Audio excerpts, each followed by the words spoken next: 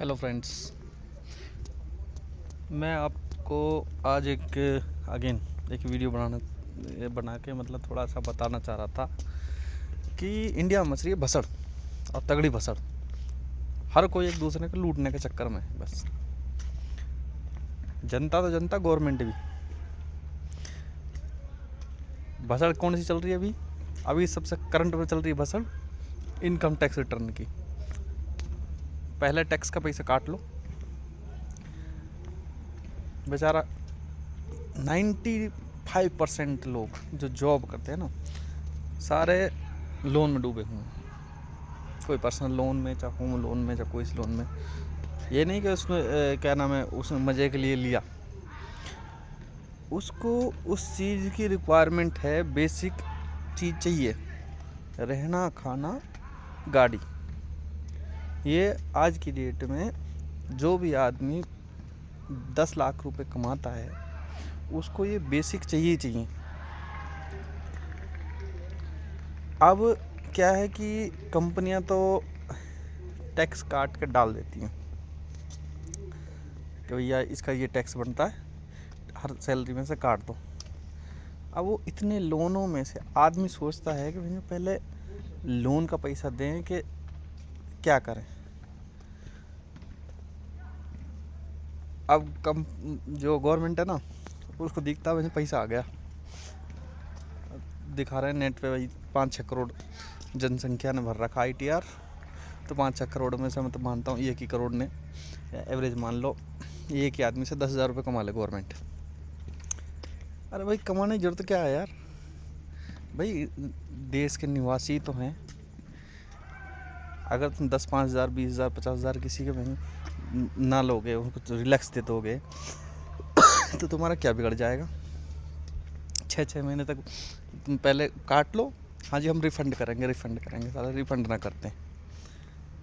ऐसी भसड़ मची पड़ी है। मतलब जनता की भलाई के बारे में ना सोच रहा कोई भी। बस किसी के पास में कितना पैसा है ना, अगर किसी के पास 10,000 रुपये भी है ना खाते में, तो ये भी मारने चक्कर में ये पैसा कैसे मिल जाए हमें, चाहे किसी भी बहाने से मिल जाए। कहाँ जी तुम हम रिफ़ंड दे देंगे बाद में, तुम ये कर लो, वो कर लो, पॉलिसी ले लो, LIC ले लो, इंश्योरेंस ले लो, मेडिकल इंश्योरेंस ले लो। लूट मची पड़ी है बस।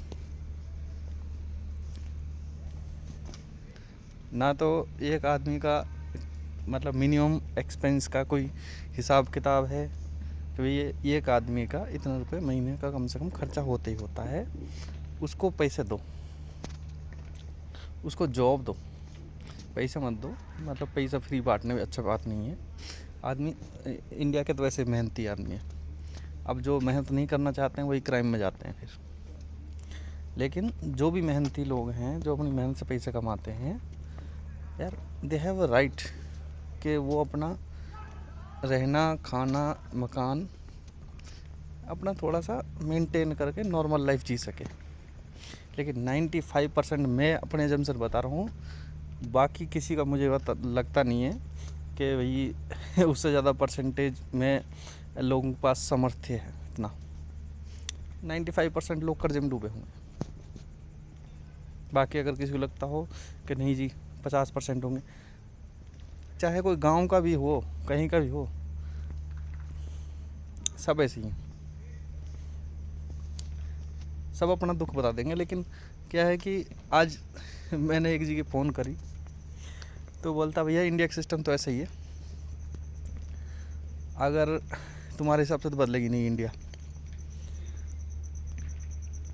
और या तो तुम समझ जाओ, नहीं तो अपना आप को मतलब चेंज कर लो, क्योंकि इंडिया नहीं बदलेगी, ना इंडिया के लोग बदलेंगे। तो मुझे तो बात सही लगी यार। मैं क्यों सोचूं कि मेरे हिसाब से ऐसा हो। जहाँ सिचुएशन मुझे लगती है कि ये मेरे फेवरेबल है, we should go with that. हमें उसके साथ चलना चाहिए। हमें पता है ऐसी सिचुएशन है, इसी में जीना है, तब हम उतना ही सोचेंगे। पर इसका रिज़ल्ट यही आएगा कि बेरोज़गारी बढ़ेगी। लोग जो पहले कुछ करते थे, मतलब चाहे साइंटिस्ट बनते हों, चाहे वो किसी भी मतलब अग्रिम लेवल तक पहुंचने की क्षमता सोचते हों, वो उस वे में सोच ही नहीं पाएंगे। वो सिर्फ खर्चा मेंटेन करने में ही सोच पाएंगे बस, कि यार खर्चा कैसे चल जाए, हमारा खर्चा कैसे चल जाए।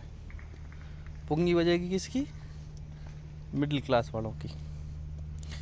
क्योंकि लेबर मजदूर वो तो भाई डेली खाना है और डेली कमाना, डेली उतने ही कमा पाते हैं, उतने ही खर्च चल पाता है बस। ज़मीनों के फ्लैटों के रेट, ज़मीन मतलब वो तो दिख ही रहा सबको, 10-10 गुना बढ़ गया। सैलरी किसी की बढ़ी नहीं, और जो सैलरी बेचारे डिपेंडेंट है, जो सैलरी का आशा करते हैं कि आज हमारी सैलरी बढ़ जाएगी, सैलरी नहीं बढ़ रही किसी की भी। तो एटलीस्ट क्या है, मेरा कहना यही है कि जिसको जो कमा रहा है, जो अपना खर्चा मुश्किल से चला पा रहा है, तो गवर्नमेंट कम से कम एक कॉन्सेंट तो ले कि भाई क्या तुम देने के इच्छुक हो इनकम टैक्स, या तुम्हें 2-4 साल की रिलैक्स दे हम, कि 2-4 साल मत देना, कोई बात नहीं, हम झेल लेंगे। ये तो कि डिपार्टमेंट बना दिया इनकम टैक्स डिपार्टमेंट, कि ढूंढो किस किस के पास पैसे हैं, किस किस से मिल सकते हैं। उसकी मजबूरी से, उसके दुख से कोई मतलब नहीं है। और एक चीज़ और, अब जब नॉर्मल सैलरी से आदमी खर्चा नहीं चलता, आदमी दिमाग लगाए क्या पैसा चाहिए कहीं से।